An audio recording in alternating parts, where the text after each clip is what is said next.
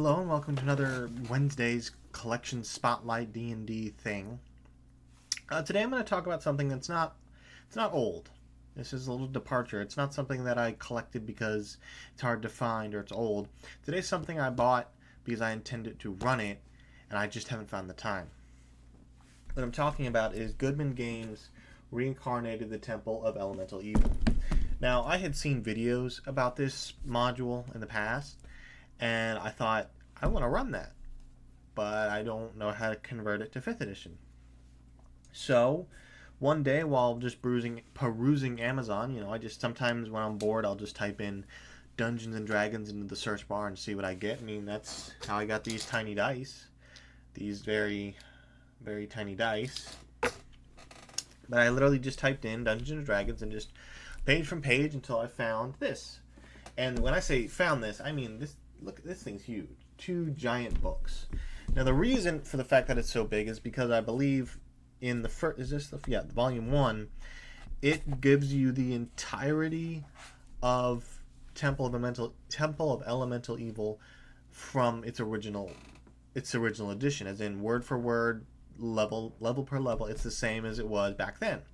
And then about halfway through the book, it transitions to the 5th edition version. And I've read these 2 books. I intended to run them. I was all set and ready to go, and then I lost the players. They weren't interested. They just wanted. I mean, the main problem was the people I was running it for were complete novices. They've never touched the game before, and if you've seen Hellhounds, that's what I ended up running for them.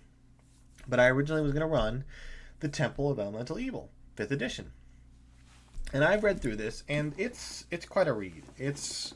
The first book alone is 380 pages long, and I read the whole thing. But as I was reading through it, there were a couple issues that I found, and it's nothing they could do. But basically, they tell you straight up. They say we couldn't balance this combat initially because they don't know how many players they're going to have. So they basically just give you the monster for that area, they give you the stats, and they tell you to use the Dungeon Master's Guide to plan out encounters, easy, medium, hard, and deadly. Which, is fine. When I purchased them, I thought, oh, they're gonna give me what I need. This is gonna be simple. It's not that simple. It's still, I shouldn't say it's not simple. It's easy to prepare an encounter. I mean, I've done it a million times, and with the advent of D&D Beyond and being able to use their encounter builder, it's even simpler. I've actually gone back to using the Dungeon Master's Guide. I only use D&D Beyond for my players so that they can have their characters digitally and it's easier. Somewhere in this mess is a folder of character sheets, and when I do play in person, I intend to completely phase out D&D Beyond. Not because I don't like it, just because I like pen and paper more. It's how I started playing, and it's just fun to me. But I guess what I'm trying, a quick overview of Temple of Elemental Evil is you start in the village of Hamlet, which is on the front cover of this one. You start in the village of Hamlet and the old garrison, I believe it's called. The ruined moat house is what it's called. And basically you start there. It's meant.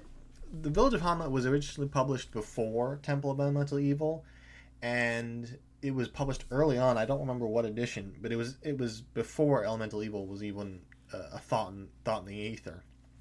Basically, Hamlet and the Moat House were designed to be, I think, a plug and play where you could plug this into your setting and you could take new players through an easy little quest, easy adventure. You get a town that they can use.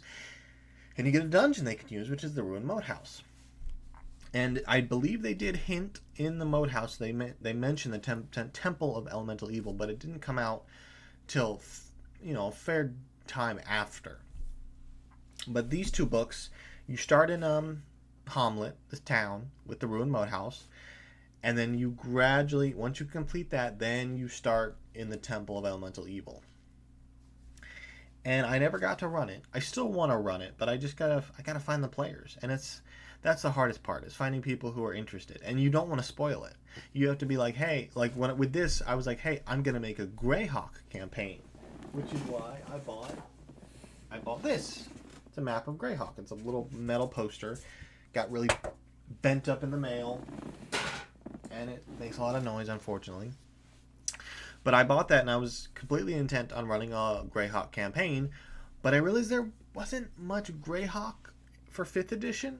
I think now they're gonna, in the new books, I think they mentioned it, at least I thought I heard that. But in the current situation, in the current way things are, there is not really a lot for Greyhawk in 5th edition. It's all Forgotten Realms, which is fine. So as I was prepping this campaign, the more and more I thought about it, I was like, I could probably just make a homebrew world, which is what I ended up doing for Hellhounds. And I was like, one day I'll run Greyhawk, when either it's easier, or when I run, like if I run an older edition and then I can use that in Greyhawk, that would work fine. But so I guess that's all I got for today. You know, these books, huge. I read through them both in like a month, every day coming home and reading for an hour. But yeah, I want to run this one day, and that's my, these aren't new. I mean, no, these aren't old. They are new. I don't know if you can still get them off Amazon, because when I went to do this, I originally couldn't find them, and I was like, okay, I'll just see how much they are now. Maybe I'll rebuy them, because I thought I had lost them. And then I was like, nope, I found them, but they're not available on Amazon anymore. So if you want to run a campaign through Greyhawk, it's not going to be easy, because Greyhawk was built for older editions. Like, for instance, I know Greyhawk was built back when they didn't have elf.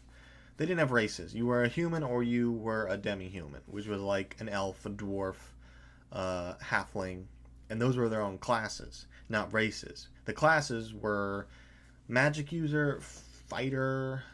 I'm doing this all from memory. Magic user, fighter, thief, and cleric. And then the rest of the classes were elf, dwarf, or halfling, which meant they were classes. You picked them, and your race was elf and your class was elf, and they were differently structured and stuff like that. But if you picked any other class, you were just a human. Now, obviously, I'm guessing if you want, you can homebrew and say, oh, you want to be a rogue elf, that's fine. No change, but just flavor. But I know that's one of the problems with Greyhawk, is the world was built around that. So it's going to be a little weird, I would think, to have to break down the world and figure out, like, oh, well, like, for instance, in Hellhounds, Sobek is a lizard folk. I have no idea where on this map lizard folk come from. I couldn't tell you. And it got to the point where I was doing so much research, and it got to the point where I was just like, it'd be easier if I just made a homebrew, because there's not a lot to go. There's not a lot for 5th edition for Greyhawk. And I guess that's all I got for today.